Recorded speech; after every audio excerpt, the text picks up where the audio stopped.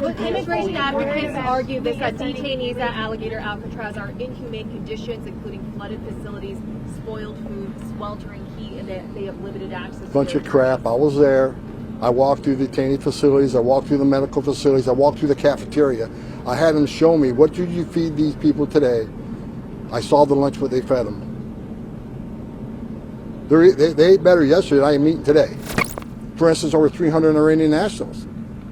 Probably not criminals, don't have a criminal history, but they're national security, and they need to be arrested and taken off the streets. Every illegal alien with a final deportation order that we remove sends a strong message to the whole world. It's not okay to enter this country illegally. It is a crime. It is not okay to be here illegally. And if you're here illegally, you got a problem. Let's all be nice. Pardon me? Why Indiana for this latest detention? Why not? I mean, bottom line is the state should play a role in this administration's efforts to remove public safety threats from this nation as quick as possible, illegal alien public safety threats, national security threats. States are playing a role. I'm happy. I'm happy for their participation and coordination and efforts. How quickly could we see it up and running? I don't have an exact deadline on it.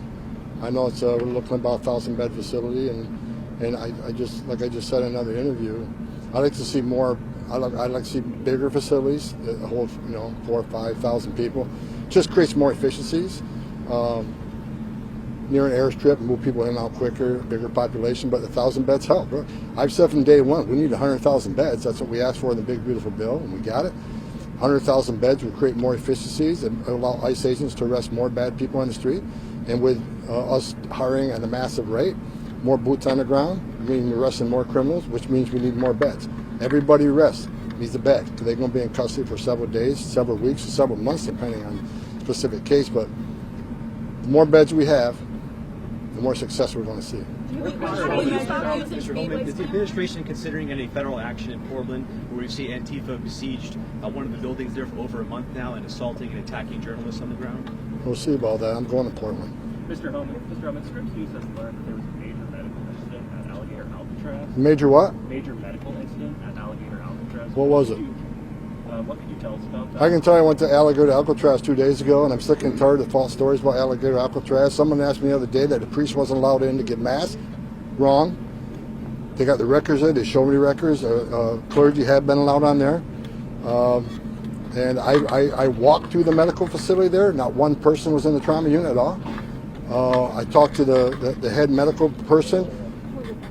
Shared with me, what they're getting is some people don't, a stomach ache or nothing serious has happened there. And if something serious is happening, they got a helicopter right there to take people to the nearest trauma center. So what I saw was a well-run facility, and the reason I went down there is because I get asked these questions all the time about the terrible, terrible Alligator Alcatraz. I went down there, and what I found out is there's a lot of fake stories out there about medical attention, about religious freedom and having clergy there. I went down there. I looked at it. I looked at the books. So it's simply a false story. Will you start using the name Speedway Slammer after the IndyCar rejected it? We say a word about reassigning. Look, I don't name the facilities, but I'll say this: the work of ICE, the men and women of ICE are trying to do their job with integrity and honor. I don't want these names to detract from that. So not naming the facilities, but I wasn't involved in that, but I want people to focus on the hard work and the dangerous work the men and women of ICE are doing. And they're doing it with integrity and honor, and I want us to stick to that.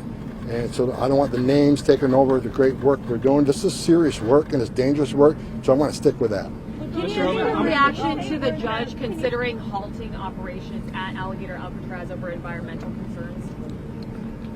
I don't understand what environmental concerns are, because I was down there.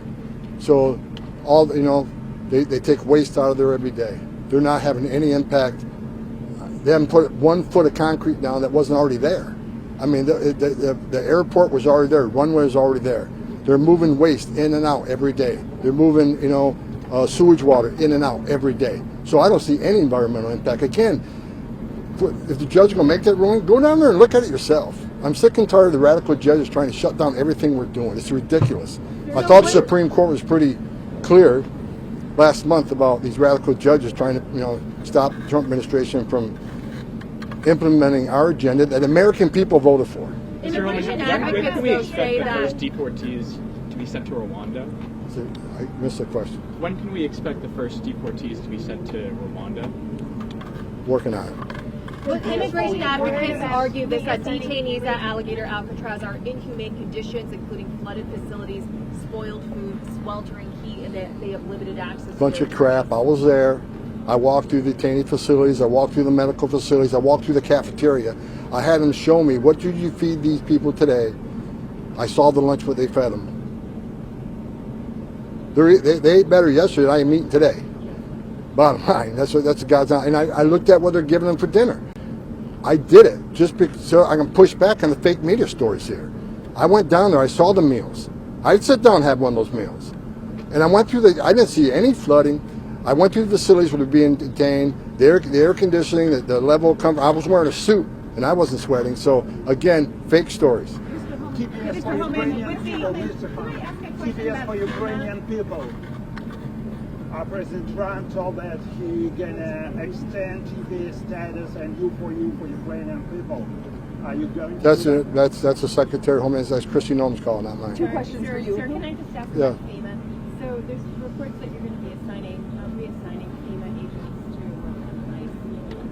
Is that would that be a temporary thing, or are you talking about? I have not heard that. You're the first one to say that to me, so I'm not aware of that. And are you still, Mr. Homan, are you still targeting this 3,000 arrests a day a target, or how should we think about your capacity to arrest with these? Look, I think the Department of it's 3,000 arrests. People say, what a ridiculous number.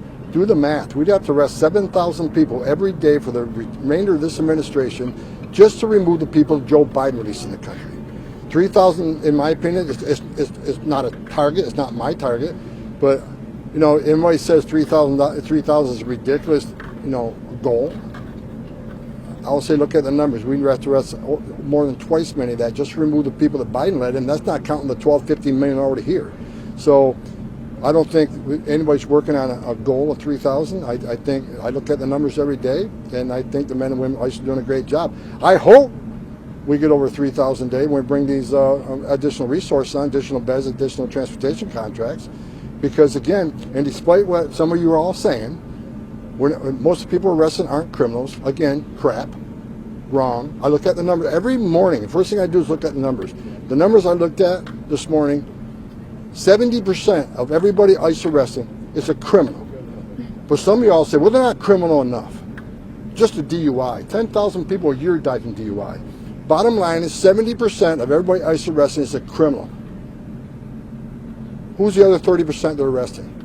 So when you write the stories, why don't we just be honest and tell the whole story? Many of them are national security threats that don't have criminal histories, because most national security threats lay low. They don't want to encounter law enforcement while they're here.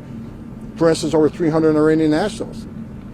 Probably not criminals, don't have a criminal history, but they're national security, and they need to be arrested and taken off the streets.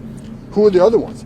Many of them are final orders. These are people who had due process at great taxpayer expense, and a federal judge ordered them removed. And our job, under statute, is to remove them. So we find them, we remove them. May not be criminals, but they have the due process. And the reason we're doing that, because if we don't, we send a message to the whole world. It's okay to cross the border illegally. It's a crime, but don't worry about it. Show up in court or not show up in court and get a final order removal from the federal judge, but don't worry about it. As long as you don't commit another crime, no one looking for you. If that's the message we send to the whole world, you're never going to fix this issue. There are millions of people standing in line doing things the right way, taking their tests, doing their background investigation, paying their fees. They're sitting in the back seat. Well, we had 10.5 million illegal aliens come to the border, who the vast majority of them were asylum cheaters. You can call them asylum seekers all you want. I guess that's an accurate term. But look at the immigration court data. 9 out of 10 people claim asylum at the border end up with an order removal. They cheated the system ahead of thousands of people in the world who really do need our protection. They really do need asylum, protect them from the home government. They're sitting in the back seat. What the Trump administration is doing, we're enforcing laws enacted by Congress. President Trump's keeping his promise. And look at the crime rates already. Every public safety threat ICE takes off the street makes this country safer. Every national security threat we take off the street makes this country safer. Every illegal alien with a final deportation order that we remove sends a strong message to the whole world. It's not okay to enter this country illegally. It is a crime. It is not okay to be here illegally. And if you're here illegally, you got a problem. You should be looking over your shoulder. It's not okay to be here illegally. Like it wouldn't be okay for me to be in any other country illegally. We're enforcing immigration law. That's what the American people put President Trump in the Oval Office for. President Trump's success on the border is unprecedented. We've got the most secure border in history of the nation today. I've worked for 6 presidents, starting with Ronald Reagan. No one has come close to the success of the Trump administration on border security. And I looked at the numbers this morning. Again, over 300,000 repatriations since January when President Trump came in office. Do the math. That's historic, especially when 70% of those are public safety threats and national security threats. No one does it better than the man sitting in the White House here, Donald Trump. And I'm proud every day when I wake up. I'm proud to work for this president because he's making this country safe again every day, and you all see the numbers.